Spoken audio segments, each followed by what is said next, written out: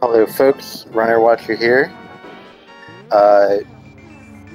Just getting you started on this race. I'm going to get you caught up on the plot really quickly of this game. So what happens is you're playing as the character Zelda, and Zelda wants to go to the zoo.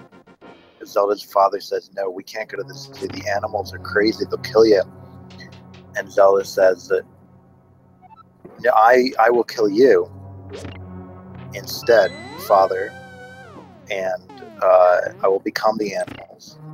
So now we see briefly Zelda was able to transmogrify into a bunny rabbit, but then had to change back into a human boy. And now we're seeing Zelda working on getting the method of entering the animal world. It's called the Moon Pearl. It's in this dungeon. The moon, in the mythology of this game, the moon is where all the animals come from. So we're the zoo world, or the animal world, of speedrunners call it, is where we'll be going after this dungeon.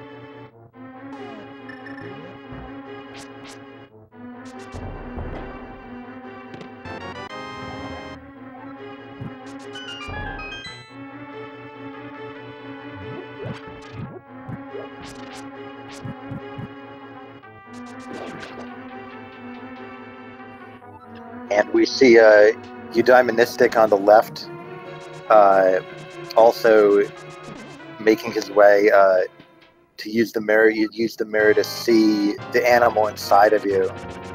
You look at the mirror and you say, I am an animal. I am a beast. I am one with nature. My animal spirit is animating my actions. Pretty good Moldorm fight here from Kidboo. Rather brave at the end there. When Moldorm is stuck at the left there behind the middle hole, sometimes it's just very hard to figure out when Moldorm is moving fast. It's hard to figure out how to get past there.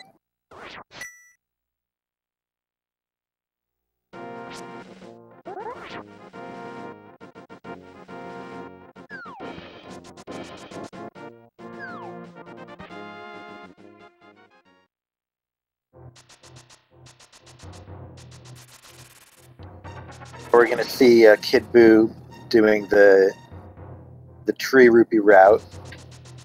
He'll pull from one tree and get 4 blue rupees. Then he needs to kill 4 enemies without taking a hit, and then pull from another tree. You can't do it from every tree. It needs to be specific trees. And you see Kidboo is being very safe to get all 4 blue rupees. He was very, very low on rupees there.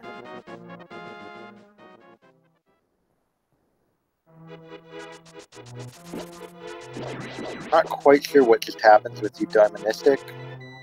I was watching Kidboo, but it may be that eudaimonistic went... Did he go upstairs? Maybe I just woke up, so I'm very out of it. It may be that eudaimonistic went upstairs without having the big key yet.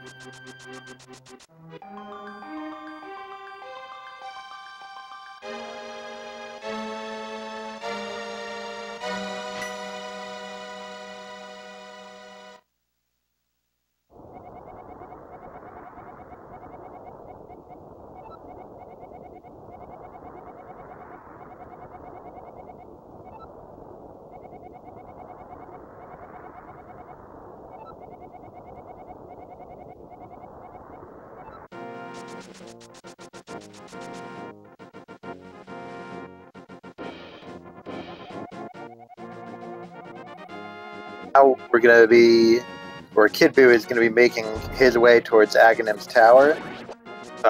One of the most underrated in difficulty dungeons in the game, I believe. It is a bit like Ganon's Tower, which is the final tower of the game. It's just room after room. And so we'll see how he executes there.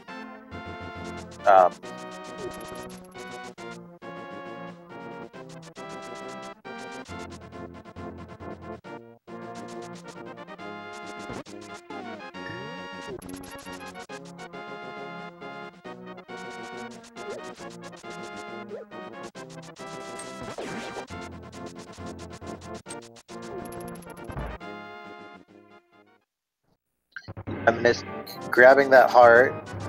I would think with 4.5 hearts he would feel safe, but then again I died to Moldorm in my race just last night, so I guess I can't really talk about safety with Moldorm.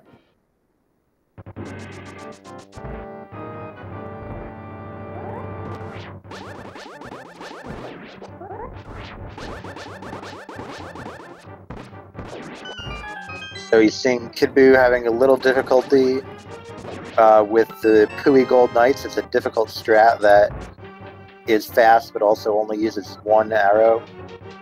But you need to push the Gold Knights into the right place to get the double spin.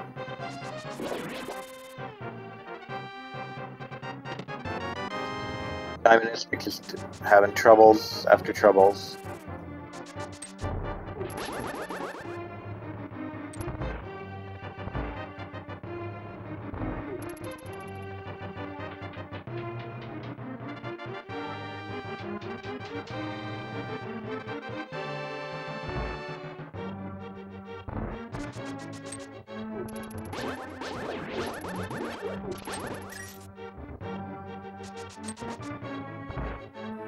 Seeing kidboo grabbing those extra rupees there. Oh, and funny thing in this room just here, you saw kidboo get sniped by an arrow. That is because he had the sword beams. You don't actually want sword beams in that room because they will alert the guards, and that will make the guards... that will make that guard come and shoot you. So the normal strat where you poke and then slash, I guess. The problem, that strat is designed for not aggroing that guard, I guess is what I'm trying to say. I've lost my train of thought several times already this commentary.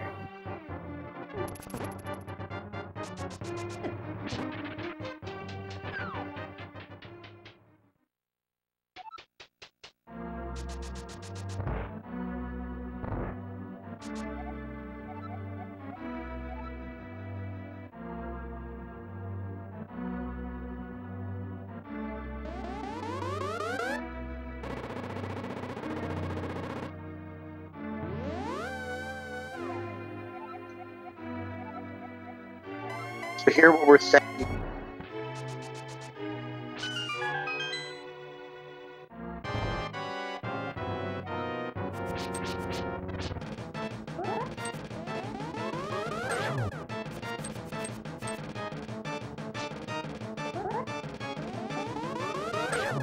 What's going on in the plot here is...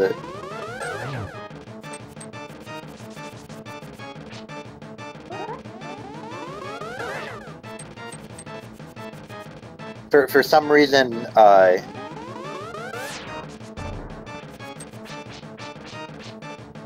this man is sending a human girl to the animal world. It's kind of like, have you ever seen Jungle Book? What we're about to get, the rest of the game, it's a little bit like Jungle Book. That's what we're about to see.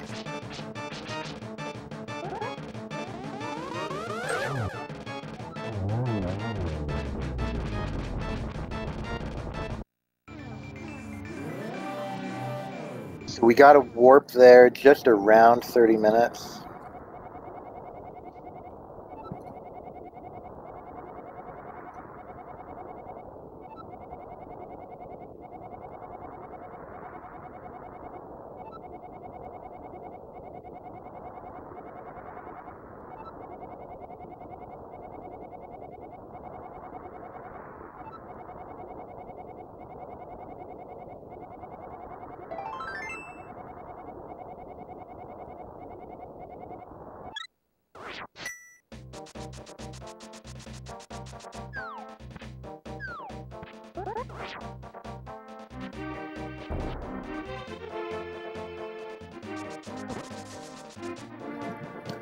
And now we're gonna see the first palace is the monkey and turtle pen. The monkey coop and the turtle jar.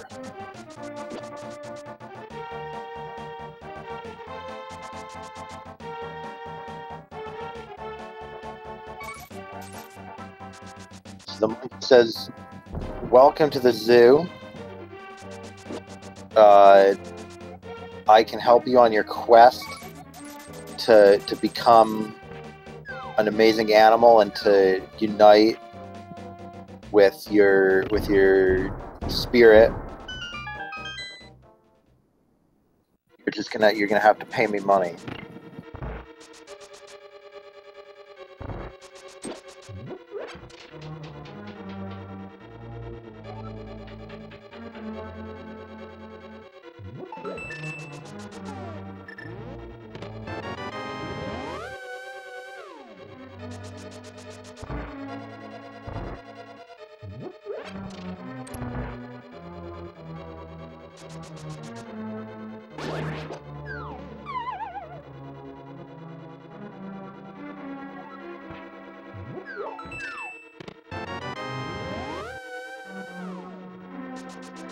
So in Palace of Darkness at the beginning here, we're just grabbing a bunch of keys, opening a bunch of different doors.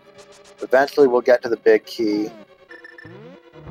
Well, we're getting the big key now. Then we'll go get the hammer, which the big key gets us to. And then we'll use the hammer and the big key to get down into the basement of the dungeon where the turtles are.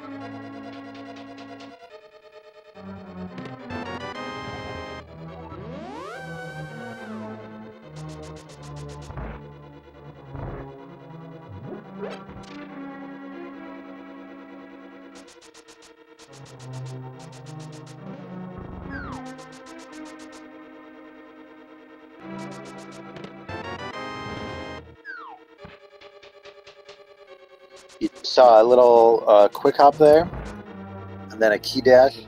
Some nice movement in some of these rooms. Kidboo, you know, playing courageously and grabbing both of those bombs. It is the quickest bomb. That second bomb.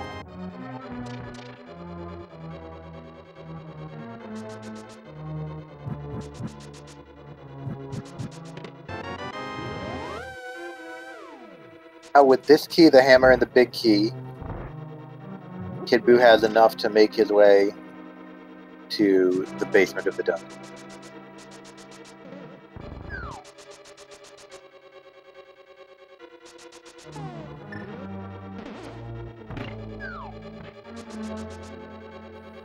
Meanwhile, we're also seeing eudaimonistic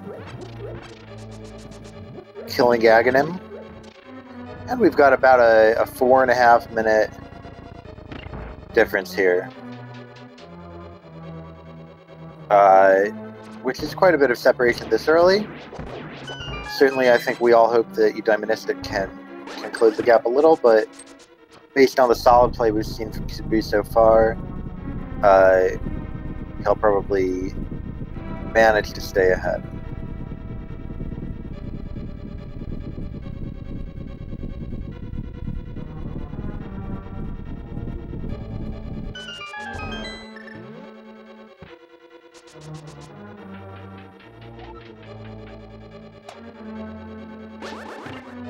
Today is Friday the 13th.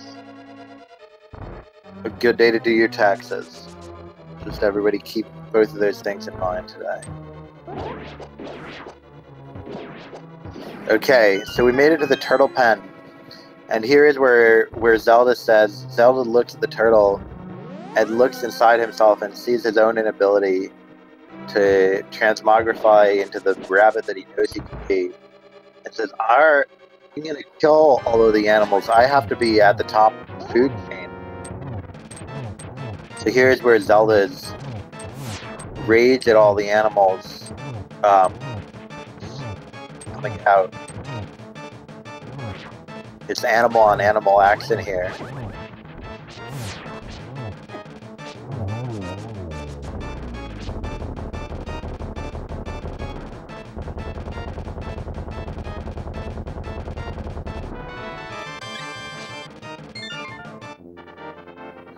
And I would say that that was a pretty solid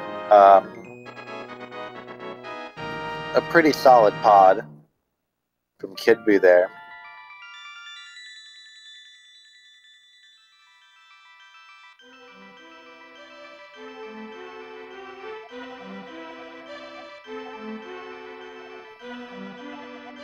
And now we have a girl in a dress or a sweater. And the girl is saying, congratulations on destroying your father and the animals. Paying off the monkey and destroying the turtles. Your next target should be the fish or the horses. And Link says, Zelda, excuse me. Why would I say Link? Zelda says, I will go kill the horses. So our plan right now is to go find, there is going to be a few horses, and there's going to be a lady with a horse face, and that will be at the other side of the zoo.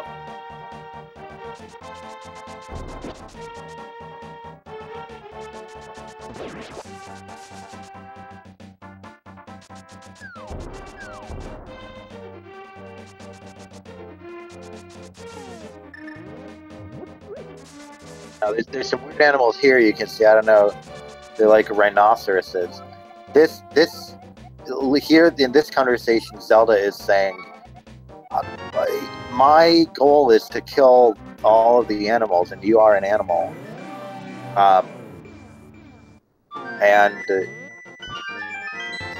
the fox, or whatever it is that he's speaking to, says, no, deep down, I am a tree, and I want to embody my tree essence. I want to embody the sylvan essence of my spirit. You know, the kind of coniferous or deciduous entity that I am.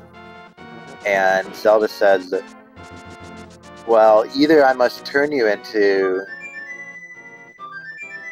a tree, or I must destroy you. And the fox says, play this flute, and you will. Now, another confusing thing is this flute, in addition to turning the fox into a tree, this flute also produces this duck. And Link says, duck, find you pleasing the way that you move, and you may be yet of service to me, is what Zelda says.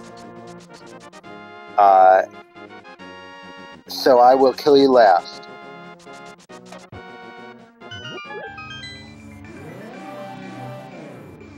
And he continues on to massacre the equine castle.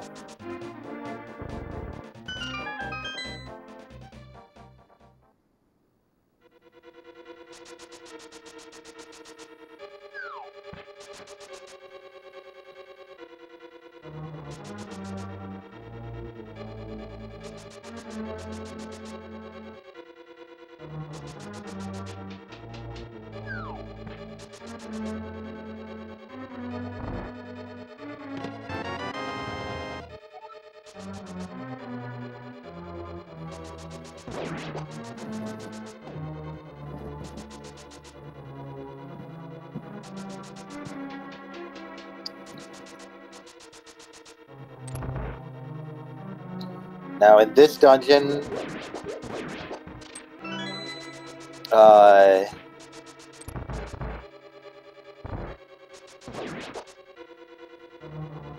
you see all these horses. We'll also see some lizards in this dungeon. They also need to be killed.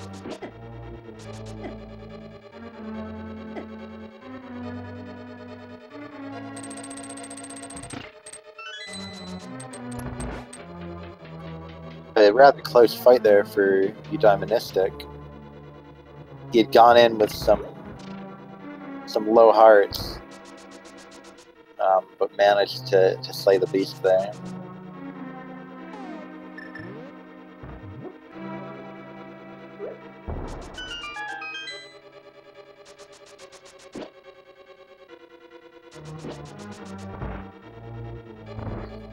And here we need to open up this light, because the horses here were raised on farms, and they won't come out. Most of them won't come out until they hear the cock crow. I didn't even know that heart was there. They need to hear the cock crow for morning, and so we're now rescuing the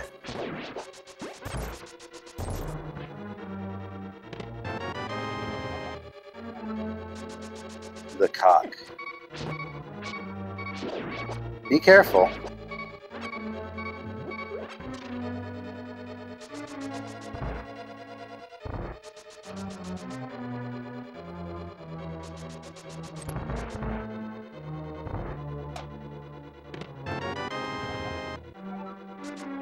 Now, I know, obviously, the deaths and such are what's causing most of the difference between these two runners here.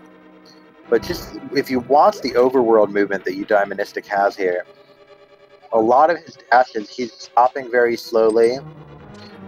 He's combining diagonal movement with dashes, which usually you don't want to do.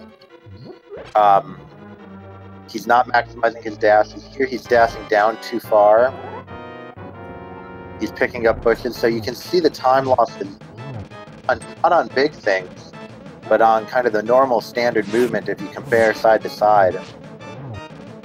And that gives you a sense of how technical just every screen of this game, top players have timed to the frame. And they will practice every screen. Some screens where you're just dashing, they will practice to see when to dash and things like that.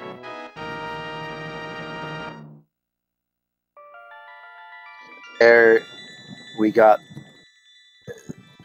opened the light for the cock, and for the horse-faced girl came out because of it. And now here's the next sweater girl. This sweater girl says, there's a bug infestation.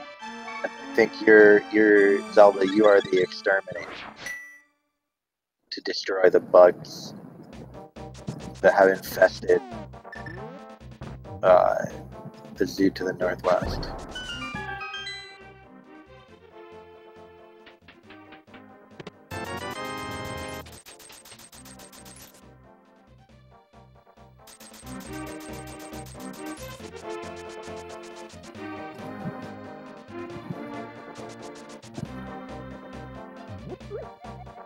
So in Japanese, this game is called Kami Kami no Triforce. That's Japanese for Animal Crossing. So it's a little-known fact that the name was reused in a more recent game, I believe. I'm not sure.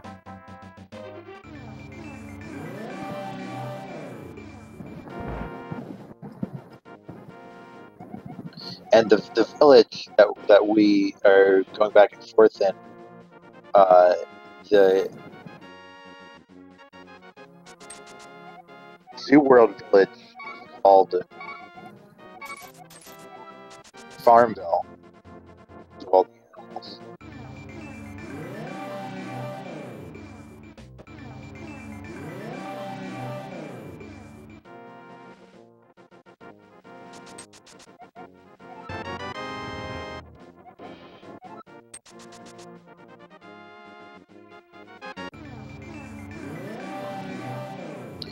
Yeah, my mic shouldn't be having much trouble. I am on push to talk. And that usually solves the problems, I think. So here we're walking around Farmville. Kidboo is getting his rupees and is walking up to the beehive from Farmville.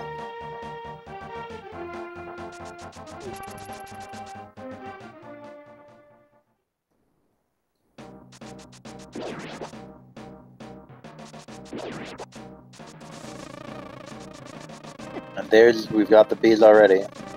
It's not great to take those 2 hearts of damage. Everything hits really hard here. We're starting to enter the point of the game where stuff just really hurts you. These mummies do 2 hearts of damage.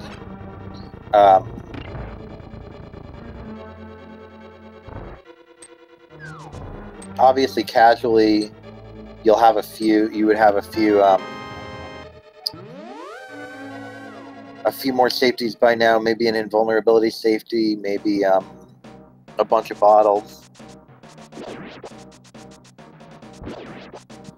And that's factored into how hard stuff hits. Um,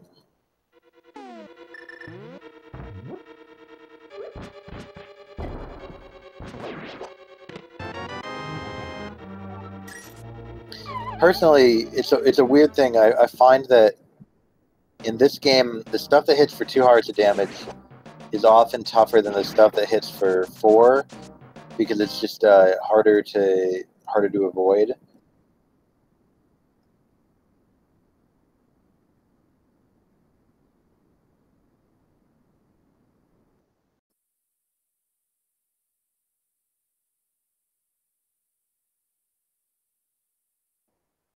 We get a chance to see a bit more of what, Farmville? What was it called?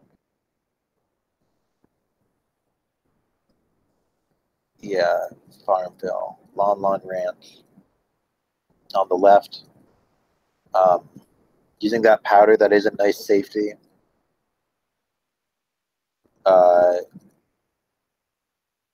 Wow, you guys are just listening to me now. You can't even hear the music. It's just me broadcasting out into a void.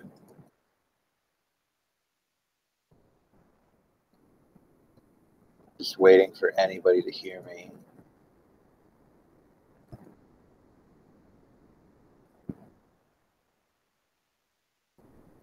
It's sort of like when you ask Santa for a present.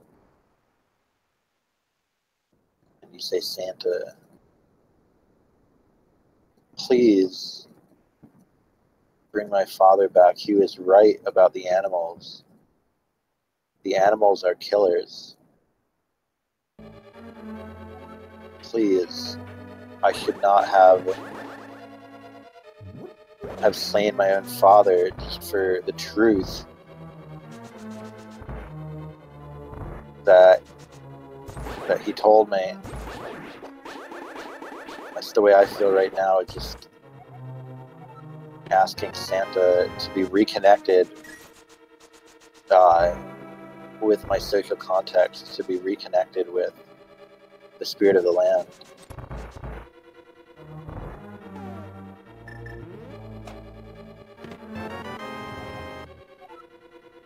Norm Macdonald, Kanban. He's a big inspiration for me.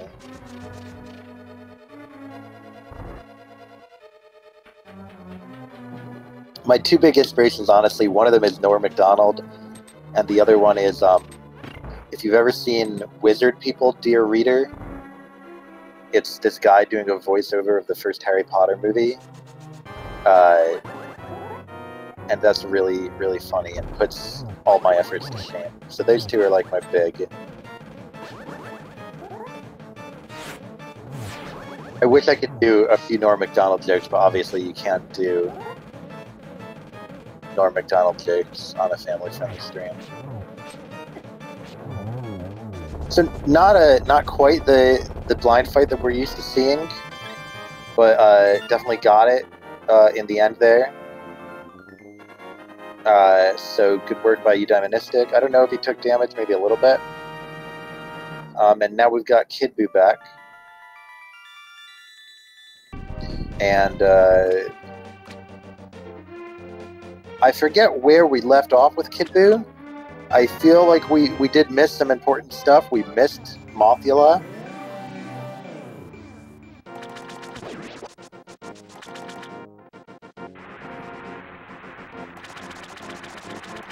And you guys can tell me what the next dungeon is. I can't think of what animals are coming up next. I can't think off the top of my head. Penguins. We're going to the penguin pit. The penguin pit is where we're going.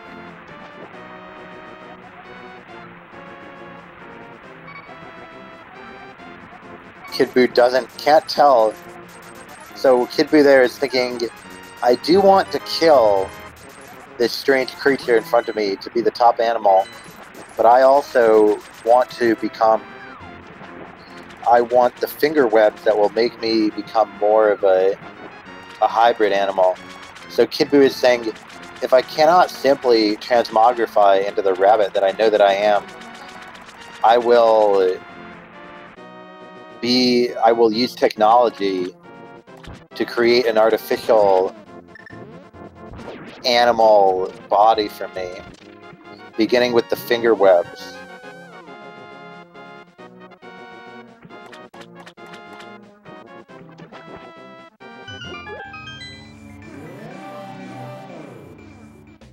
So really the theme of this game is about, it's the struggle of technology against the natural order. So throughout the game, Zelda is assembling, unfortunate double warp on the left here for eudaimonistic.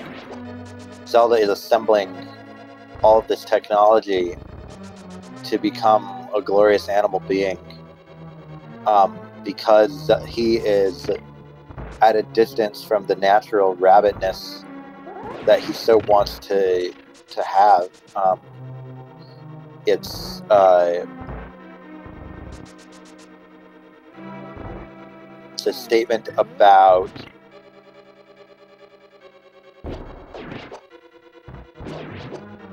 the modern world and how we consume, we consume technology, and we, in a sense, we consume the production of our own identities through technology.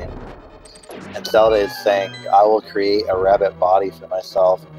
And it's not that different from what we do. My Facebook account, my Twitter account, that is my rabbit body, in a metaphorical sense. Great hover here from Kidboo. Doesn't even have to bomb jump in. He did only have 2 bombs, so it's great to be able to do that hover. That's very difficult. I'm sure you guys all know by now, but we got skilled on it. But 4 years ago, when people were first starting to think about hover, the idea of we were originally trying to do it buffered. The idea of people, one day there would be dozens upon dozens of people who could simply execute flawless hover without buffers, casually, not even, the hover was created for a necessity to finish the no EG run without the hook shot, but just doing it casually, that show off, is extraordinary. We never would have expected that.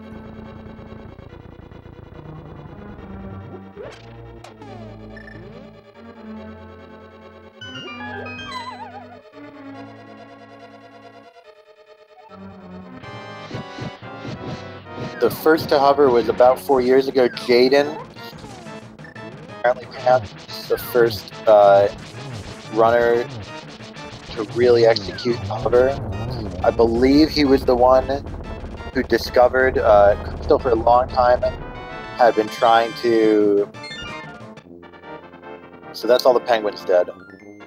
Crystal for a long time had been trying to successfully execute a buffered hover with select buffers, but that was just, you needed to time 27 inputs, I believe, and it wasn't the same kind of rhythm as the unbuffered hover, so it turned out that the unbuffered hover, which obviously is much faster, was also much easier for people. Myself have never been able to do it, but there's a wide variety of runners who can achieve the hover, including some runners who are not even top runners of the game necessarily, but have learned the hover specifically. Certainly it's associated most of all with Andy and Malibu Ken, I would say. But there are many people by now who can execute it. And like I said, it wasn't come about because of its necessity in the no EG run. No EG run, you need to get across Moldarm 2 without the hook shot. So you don't even get your swamp in that run. So getting the hook shot wastes minutes upon minutes. Whereas in this run, hovering saves less than 10 seconds across the whole course of the run. Even if you hover everywhere that it might save even a fraction of a second. Optimally. Cool.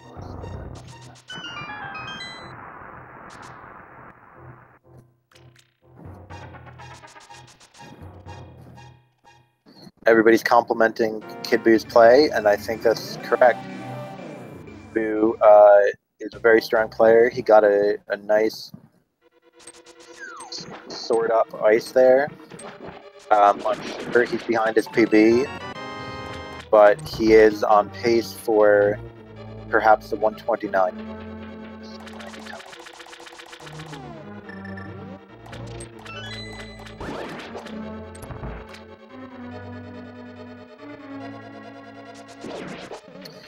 No, Zelda would not be a dungeon ahead of Kidboo at this time.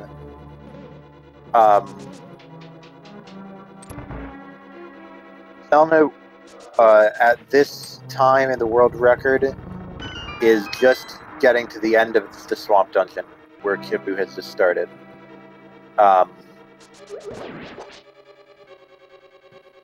The Argus pendant catch is, I believe, around a 59:30.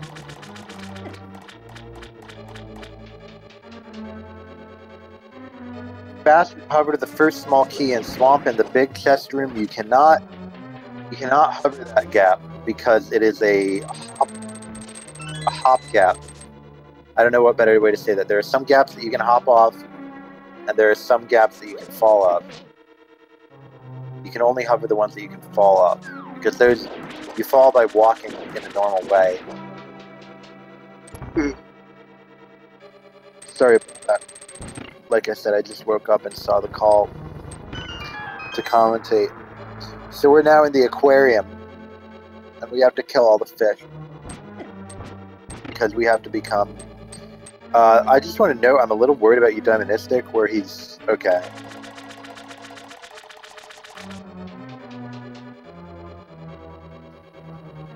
So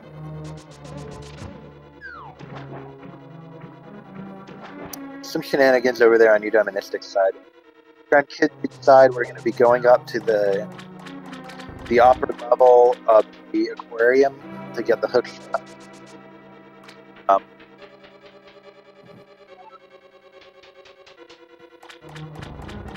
Yet another transhuman body modification. You know, this game it's a very cyberpunk game. If you've ever read the novels of William Gibson, this game is very much in that vein of just, you know, recreating yourself with technological, you know, extreme.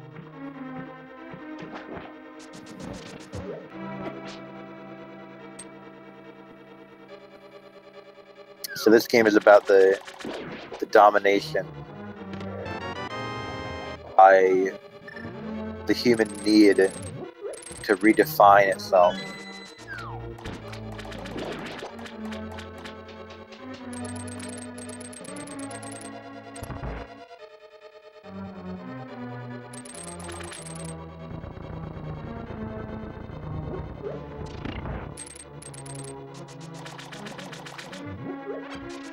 You might find similar themes explored, for example, in Heidegger's essay, The Question Concerning Technology.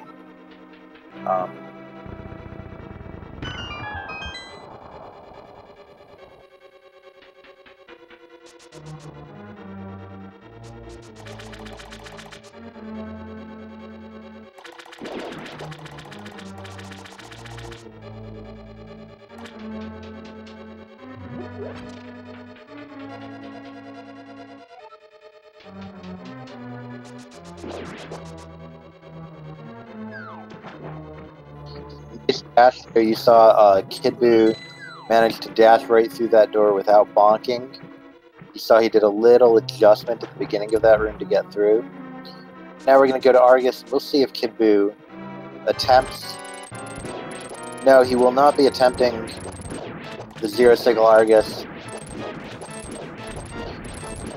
It's not clear to me, actually, between the Zero Signal Argus and the Hover. I believe they are the two most difficult things you can do in a No Major Glitches run that actually save any time.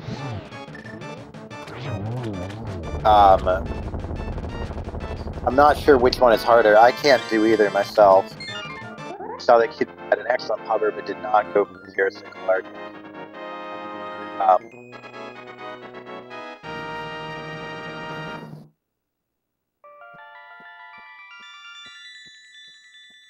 And we do see that Kidboo is maybe a good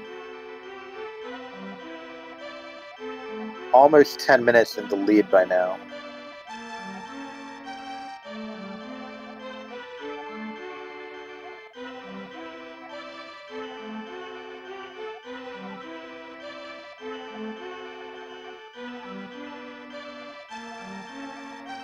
But next we're going to the slug exhibit. Ew, slugs. See eudaimonistic killing the penguins on the left there. In the penguin pen. And now it's slug time. For Zelda. You see Kidboo walking there a little bit?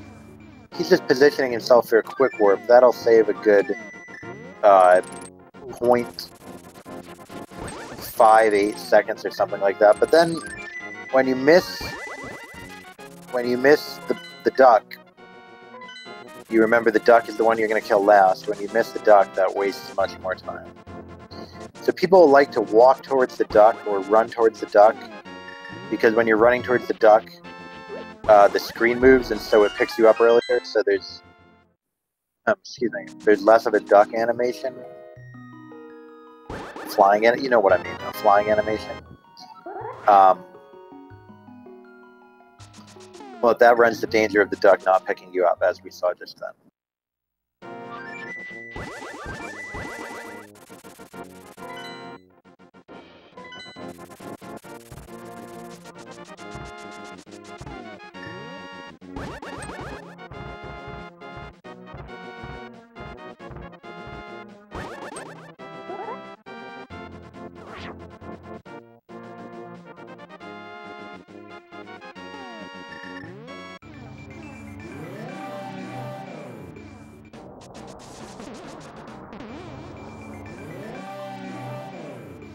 Okay, so something really cool on the left there. Eudaimonistic actually did a more difficult cold stare strat, which is also a safety strat. So if you coordinate your sword beams with your fire rod shots, you can get the sword beam shots to count against the shell of cold stare. And that means that you can save magic for more fire rod shots against the puffballs.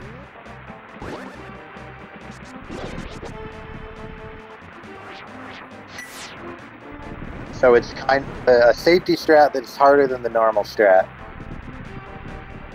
But a safety strat nonetheless, and was admirably executed by eudaimonistic right there.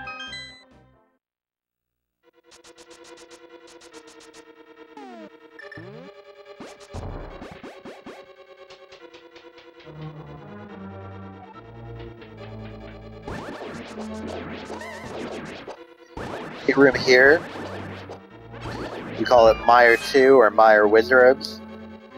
The goal in that room is just the Wizards will spawn, they will appear, and then they have a timer to disappear again and then appear back up.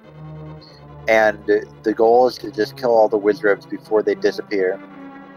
And there's a couple different strats. Kidboo went for the slower strat there, the safer one, but really the main thing is to get the cycle, and he executed it admirably. In the faster strat in that room, you actually kill some of the popos before you kill the Wizards. which means you have less time for the wizards before they start to disappear again.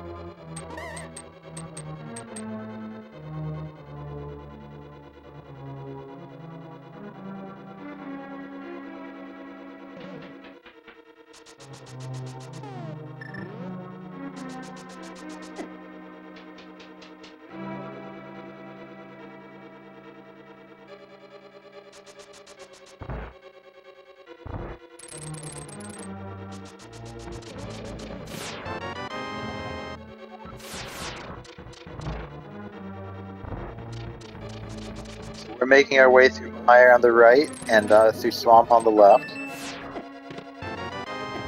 Kidboo taking a little extra damage there. Your heart count is really important in Mire. We do see Kidboo has the Sank heart.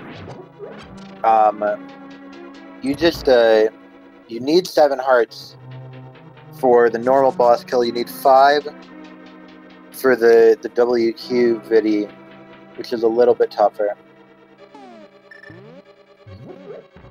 A good thing about this route is that we do all the eyeball bosses in a row. Cold Stare, who should be a penguin, but is an eyeball, for 3 eyeballs.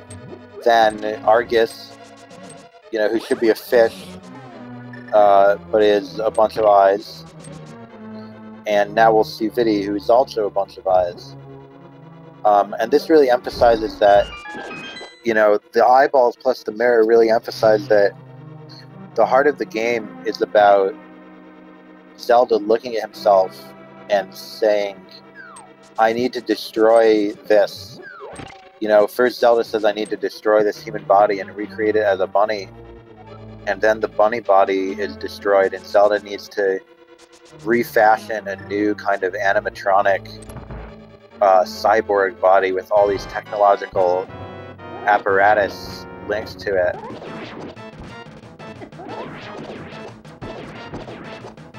So a really good fight from Kidboo there.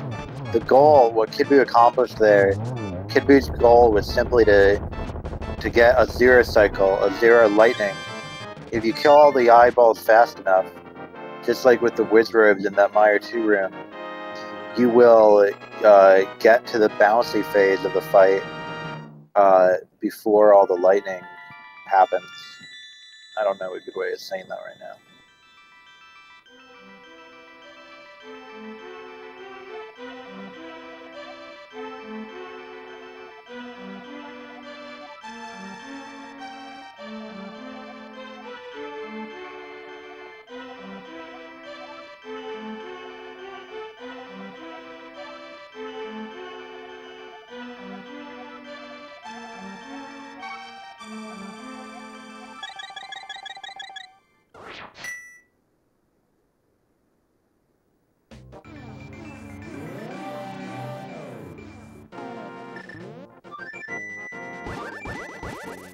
So now we're going to the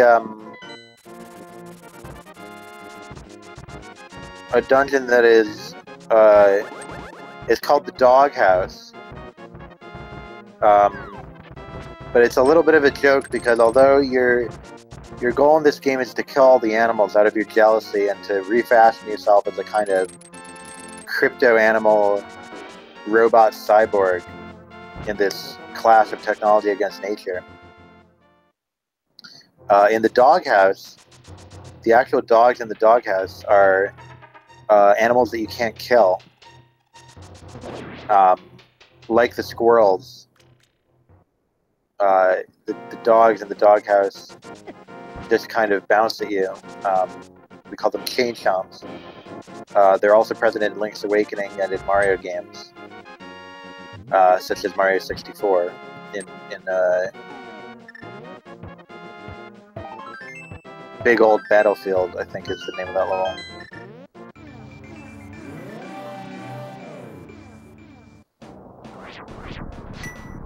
So this is a doghouse. As you can see, it's obviously modeled on a dog with its tail behind it, and the dog is sitting as though it's sleeping. But then the dog's face disappears, and you can enter. And what this is saying, the game is saying, you can enter the realm of nature. You know, the mask of the natural is disappearing, and the face that you see in your magic mirror can be placed over the mask of the canine to re-enter the mysterious synergy with the natural world.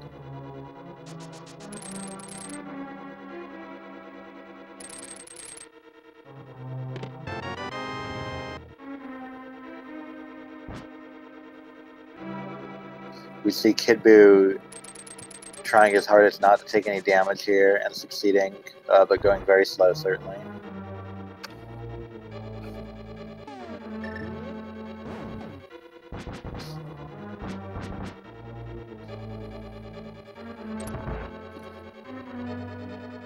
And this dungeon also, probably the dog of the dungeon represents Cerberus. You know, the three-headed. There's a three-headed beast at the end of this dungeon, and the Cerberus has 3 heads. So this is really the gate of hell. But this is it's a Gnostic game, and so hell is not necessarily presented as a negative. Rather, here hell, you know, in some Christian dogma, hell is presented as a distance from God. But here, hell is presented as the distance from yourself and from the natural world that is required to recreate yourself and to grow into a new kind of being. It's much like if you've ever read Joseph Campbell's The Hero's Journey.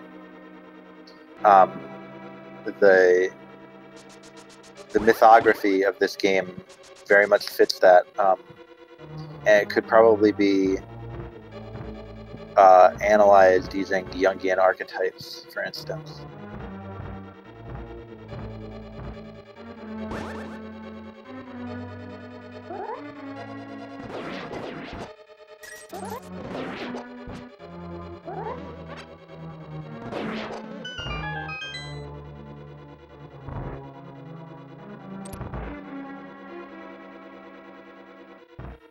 Mythography, you know, the mythopoetics,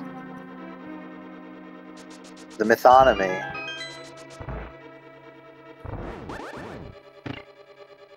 The narratology.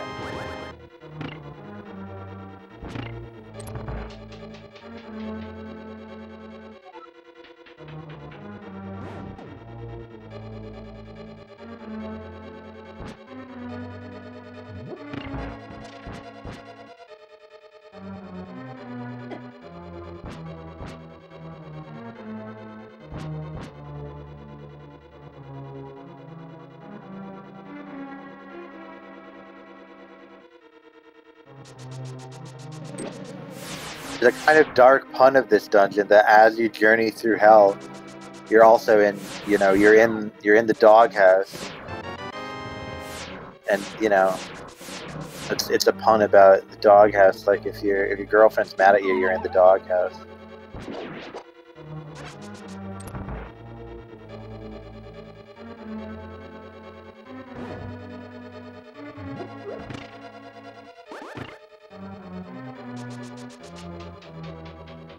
Eudaimonistic is doing a great job avoiding this bird. It's worked really hard on that bird, but eventually the bird did get him. We'll see if we get a bird toss here.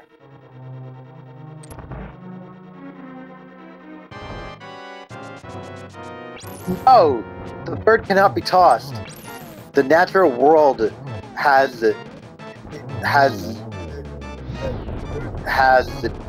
revolted against the creep of technology, and the bird will not be tossed.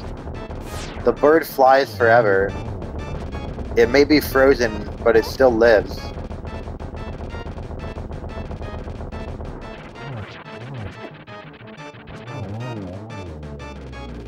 We have killed Cerberus, the three-headed dog of hell, but the bird still lives. There's a song from the Secret of Mana soundtrack called something like On Still Beating Wings or something. Secret of Mana, of course, is also a game that has that theme of the natural world represented by the sprite against the horrors of technology represented by the Mana Fortress. In that game, too, you have to destroy the technology and then you have to destroy nature in the form of the Mana Beast. Whereas technology is intentionally destructive, nature is mindlessly destructive. But in this game it's the reverse, because the hero is destructive. The hero is a killer. The hero has killed his father and is now killing the animals. So destruction here is glossed as a positive. And here the contrast between nature and technology is more of a contrast of simply being yourself as destroyer versus becoming yourself through the act of destroying.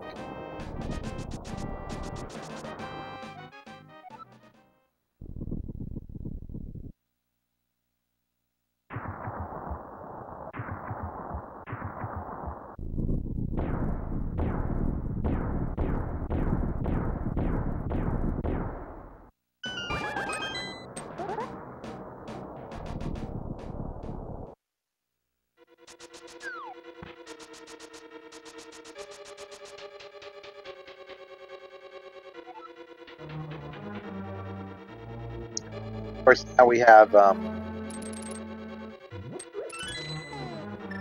Bacon Planet. Bacon Planet, the final dungeon.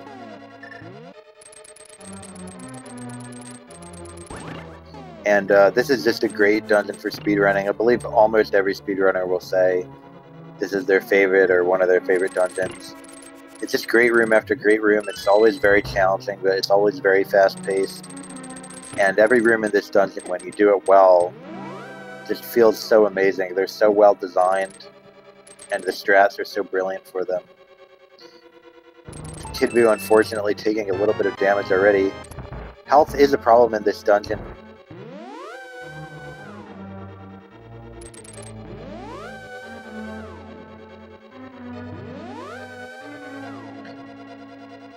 And Kidboo just did something that I always worry that I will do, but have never actually done, the rewarp there.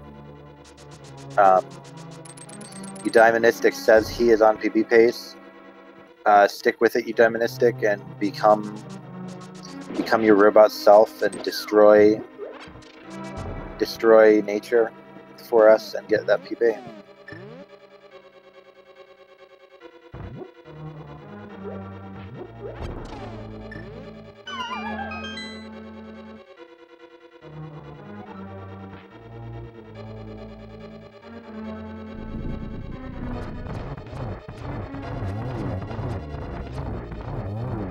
Is just doing a great job in chat. Just really doing work in chat.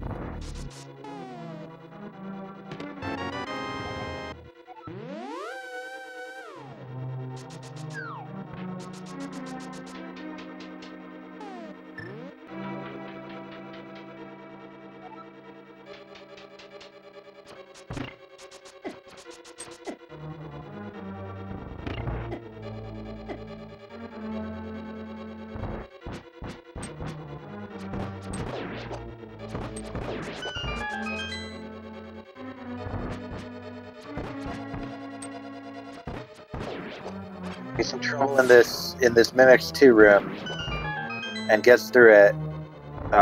Was one of the most common ways to mess up that strat in that room. That is the fast strat that DBZ was going for, that Kidboo was going for.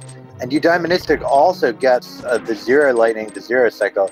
I have to say that eudaimonistic, despite much of his overworld movement and some minor rooms having a lot of issues that he can work on,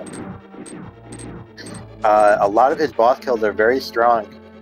It's very clear to be watching eudaimonistic what he has practiced and what he hasn't. Obviously a player with a lot of potential. And I just recommend getting very straight on some of those more normal rooms, because if you can execute a zero lightning Viddy, there are basically free overworld rooms where eudaimonistic lost that time back. So everybody, if you play this game, if you're in this tournament or if you're learning this game, make sure that you watch what people do in the minor rooms as well as the major rooms. Because it is obvious to me that eudaimonistic has a great talent level and much room to improve. Now on Kidboo's screen, we do see him coming up to the land mode 2 and having just an awful first phase there. First cycle. Just missing fire rod shot after fire rod shot. Running low on magic. Needs to do these spins instead of the fire rod shots. And just a four cycle land mode 2. That should be one cycle. That's an enormous time loss, and Kidboo must be feeling very flustered right now. I'm sure the outcome of the race is determined at this point. But Kidboo is just... It's hard to play seriously after something like that happens. It just sets you off your game so much because the predictability of Link to the Past is suddenly completely removed. Sorry, Link to the Past. I don't know why I said that. I meant Zelda to the Zoo. And when you remove that predictability, your sense of power over, screen to screen is destroyed, and it's just hard to take every screen with the seriousness that it deserves.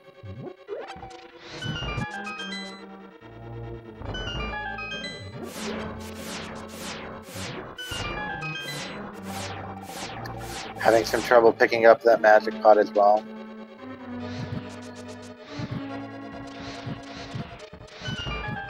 And missing that torch. And Kidboo at this point is just thinking, it's almost over, just silly stuff is starting to happen, just get it over with. This may be Kidboo, maybe about to get his best tournament time here. I don't know what his other tournament times are, but this run could still be relevant for seeding. And that hover not going to work out, denied by Moldorm. The natural order rearing its head again, as it always does.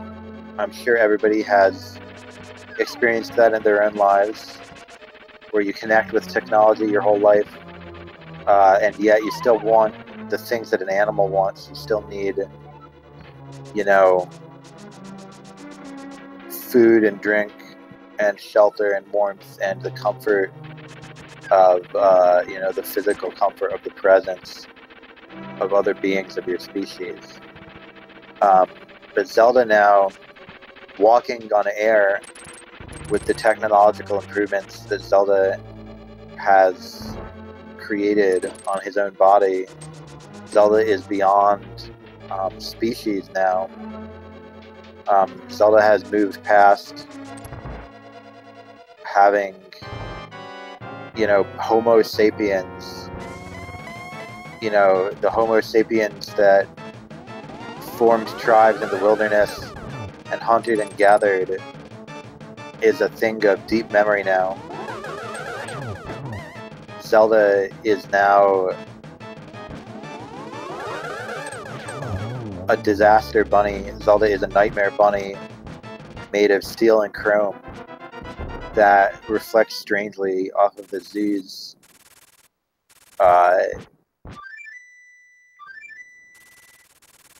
luminiferous fluorescent lights.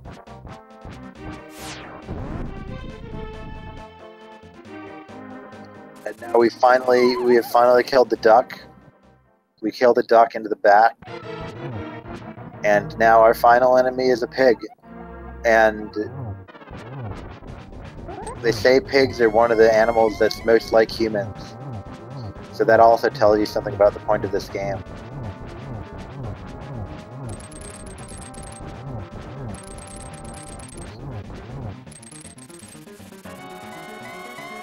Nietzsche wrote, "Human all too human," and he also wrote Beyond Good and Evil, but Zelda now is going beyond being all too human.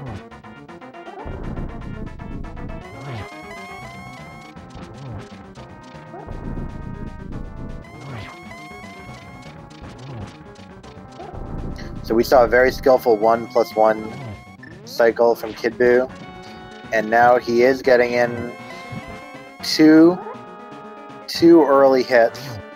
So you want to get your torch out to get that torch glitch there. I'm sure you guys all know about the torch glitch. You have to get, you can get up to 2 shots before executing the torch glitch. And it's a little risky. A little risky because, you know, you run the risk of missing the torch glitch. And just some strange play right at the end here in this final phase of Ganon, turning him blue and missing spins, forgetting the count. But I think Kidboo is thinking to himself, just, it's basically over. And there we go. Still a 129. Still a great run from Kidboo, and I'll have to get him in here and ask him about how he felt about the run and about the tournament so far.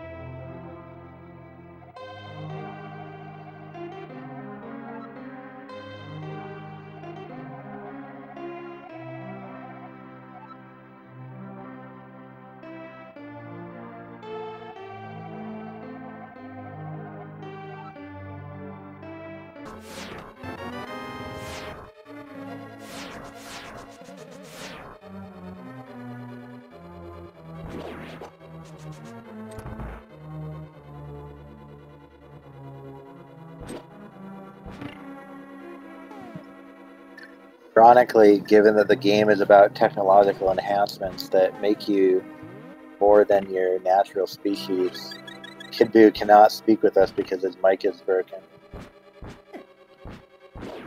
So we do see eudaimonistic here in the doghouse. Perhaps still on PB pace, but I think not because of the red splits. We will see.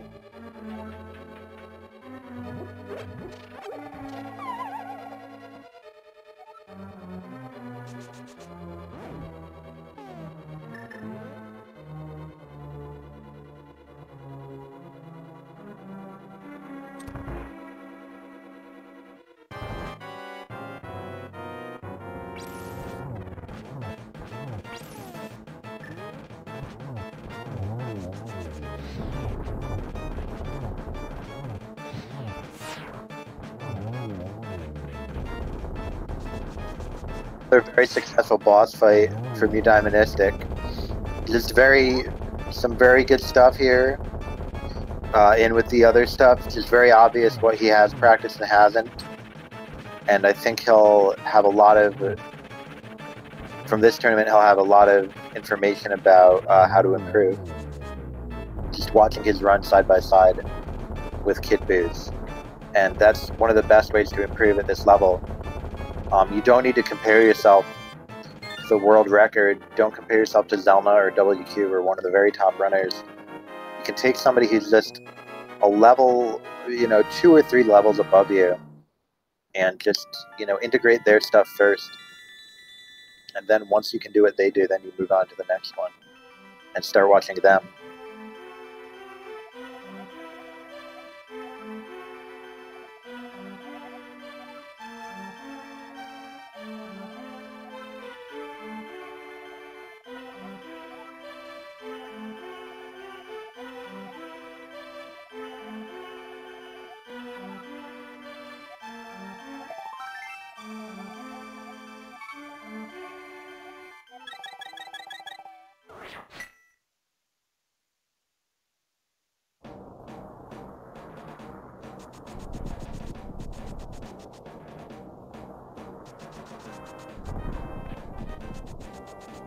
So it looks like this race, I'm not sure if this race was the nail in the coffin, but it does look like this race will possibly guarantee that Kidboo advances and that Eudaimonistic does not. So congratulations to Kidboo and also to Eudaimonistic. Some well-fought races in this tournament.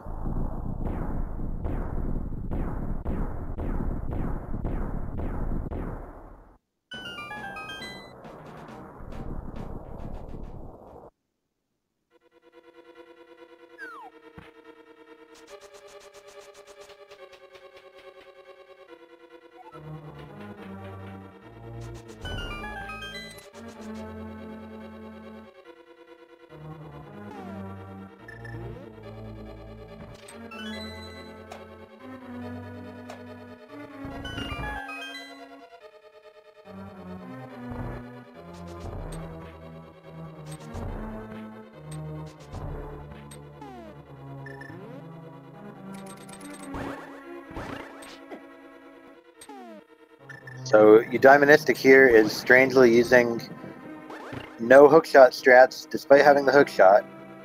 So that's one way to play. It is a bit slower.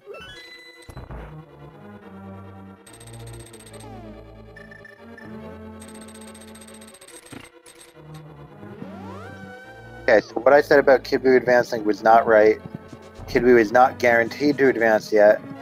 There will be a final race that could result in a tiebreaker being necessary in that group.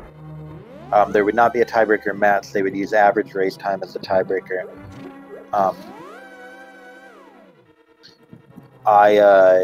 Everything else I've said during this commentary was completely accurate and true. And the thing about the group standings is the only mistake I've made or falsehood I've uttered in the past hour and a half. We see some more strange runes from Eudaimonistic. Just, it seems like the less important the room is, the less conventional his strat is, but that can result in a lot of wasted times in rooms where it just doesn't really matter at all. I'm hoping Eudaimonistic knows that there are arrows in this. Yes, very good. And now has 27 arrows. You need 18, of course, for Armor's 2. 3 for each Armor's Knight.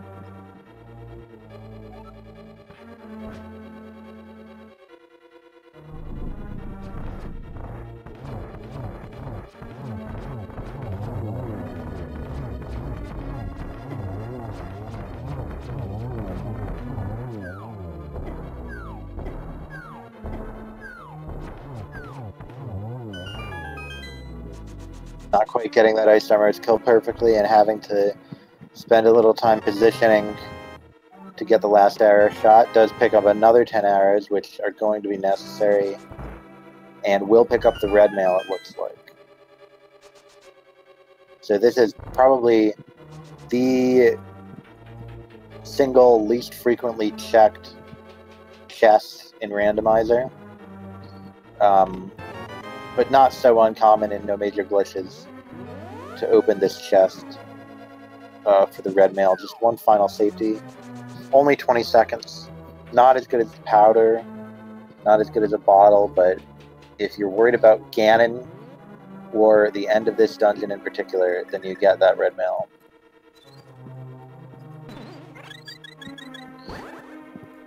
with the way that eudaimonistic has played so far, I have to think his Ganon will be better than some of the other things we've seen from him. And so perhaps this red mill won't be necessary. He does have that fairy in a bottle.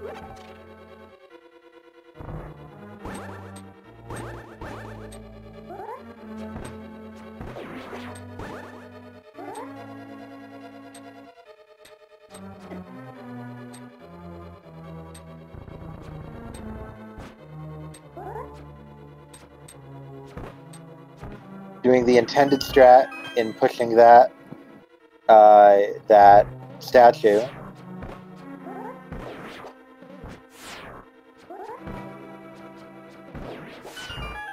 And is getting through these mimic rooms safely but slowly. So Ganon's Tower, at the level where you're still learning a lot, Ganon's Tower is going to be... There's always going to be so much time to save in T-Rock and in Ganon's Tower. They're just very, very difficult dungeons. It's very difficult to do everything optimally and consistently. And practicing those two dungeons is just so much better than practicing anything basically anywhere else in the game. Except maybe Ice Palace when you're just starting out. Practicing Ice Palace bomb jump and cold stare is very important. But after that, practicing endgame is where it's at. Just all night and day long with your robot bunny self.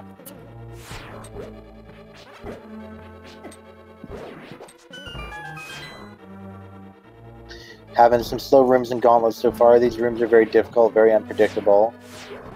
Lots of animals, of course, that you have to kill here in the zoo of the gauntlet. And they all move in unpredictable ways.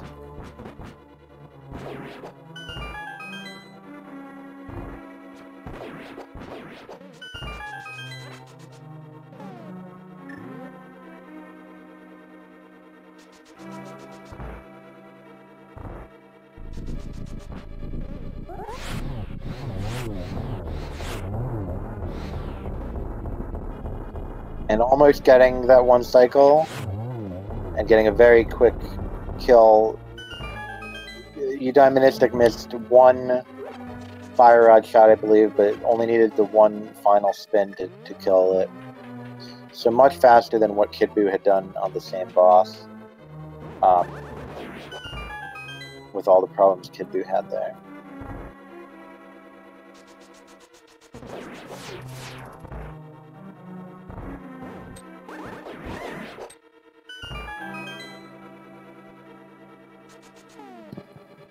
There's another very strong room, killing off 3 of those wizards with the one King of Samaria shot, and then I'm not quite sure why. So this is the strat eudaimonistic is doing here is the strat you do when you don't have the fire rod. It's the no EG strat for this torches room. But then now he's doing the fire rod strat. So a lot of that preparation time was not necessary there. It's a little confusing there. But gets through it. At this level, you just want to get through it. You want to get through it and get on to the next thing. Life is about getting through it.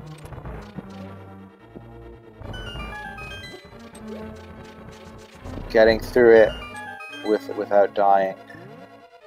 But then, eventually,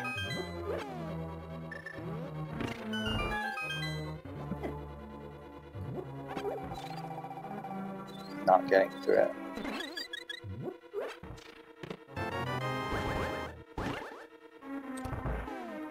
Nice extra key here for eudaimonistic. That's something.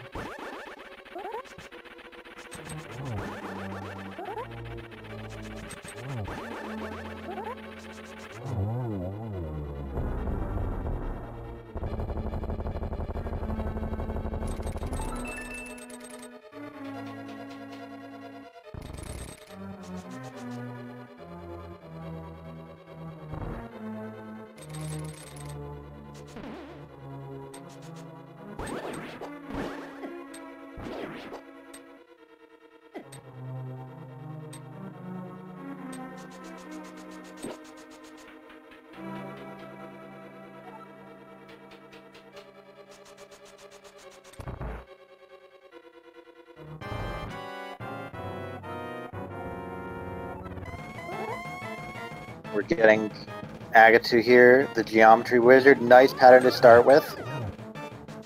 Does get 2.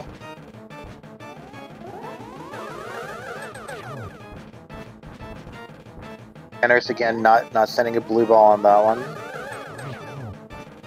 And we have a very successful Agatu.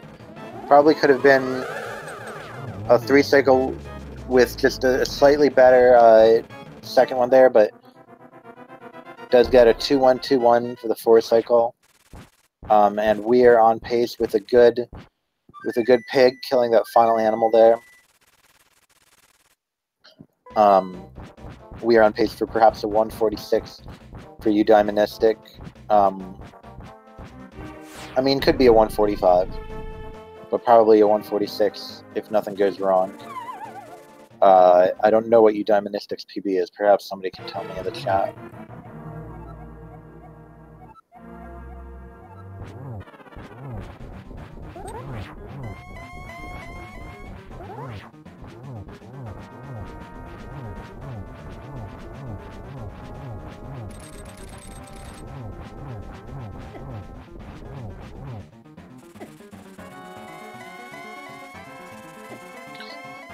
That's a very competent 1+1 cycle, which is something that you would not expect from somebody at a time to be just getting a very, very strong temper Ganon. So again, just showing it's obvious. You know, there's these rooms where there's so much work to be done, and then there are boss fights that are almost perfect.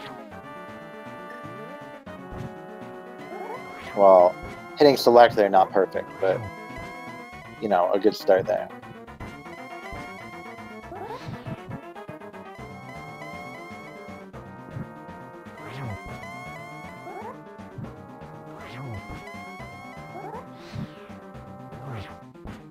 Okay, so you want to light the torch before the fire bat is sent out.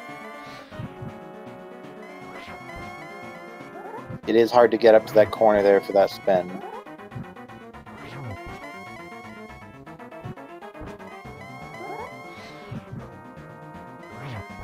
It does have to be careful about magic.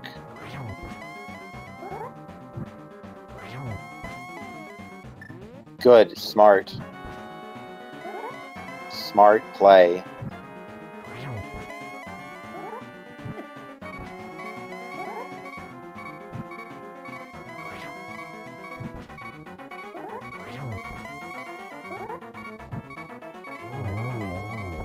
And great work there. I hope that's a PB. It was certainly a very strong Ganon. Lots to be proud of in that run for eudaimonistic. Lots to take away. A lot of improvement, I think, recently. And perhaps we'll get him in here for a chat.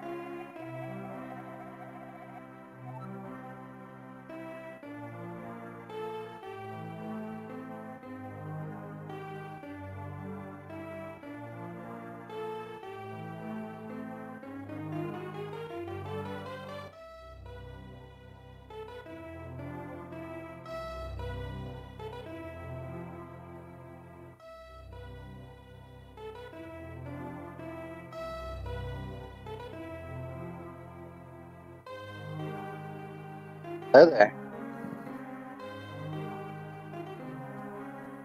Hello.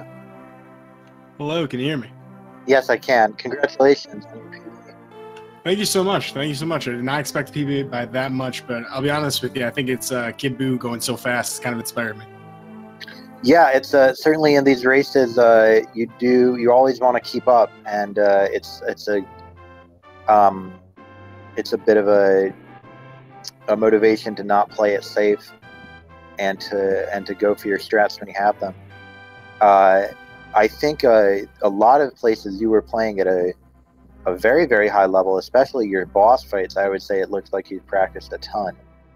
It was nice getting a zero cycle Vitreous. I felt really good about that.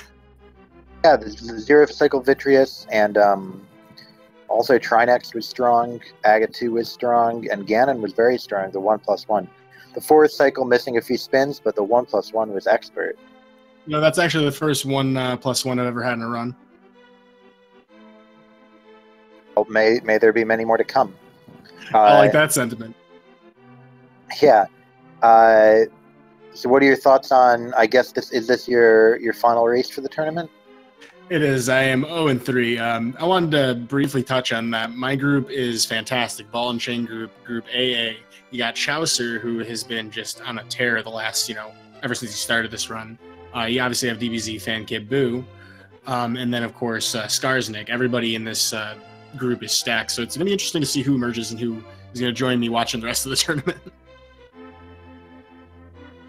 Yeah, these are all names that I have known for a while, associating them with Link to the Past. I would say that probably Skarsnik is the weakest of those three, just because I think he's rather rusty.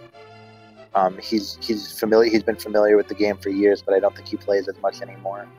Well, let's put it this way: I almost caught him in my race with him. Good. Do you plan to continue playing the No Major Glitches now that the tournament is over? 1,000%. I don't know how much I'm going to grind while the tournament's going on, because I do want to commentate. I mean, you've been doing a lot of commentary yourself, but I played this game, every year of my life since, I was like 4. I'm going to keep playing this game. This is a fantastic game.